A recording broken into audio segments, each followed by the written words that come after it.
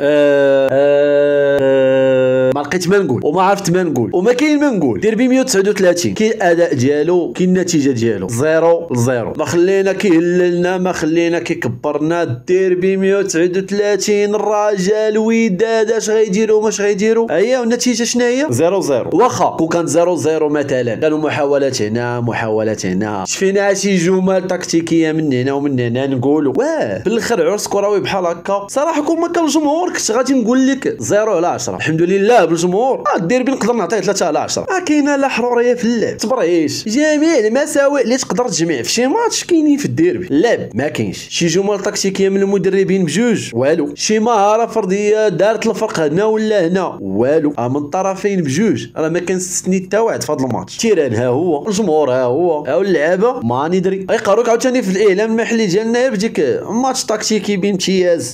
حكا اللعابه كانوا على أهبة الاستعداد، طبقوا اللازم عليهم. كيفاش طبقوا اللازم عليهم؟ 0-0. ريحه البيت ما كايناش، وراه كلشي خايف يخرج خاسر.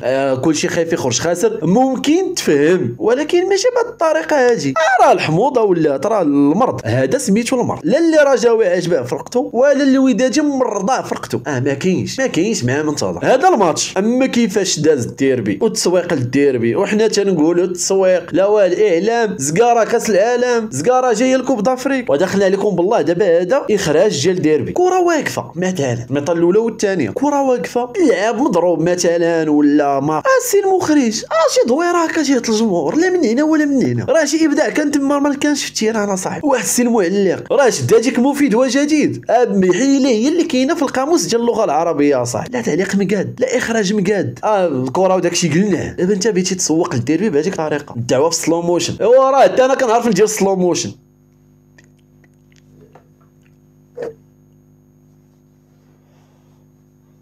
وهذا ما كان.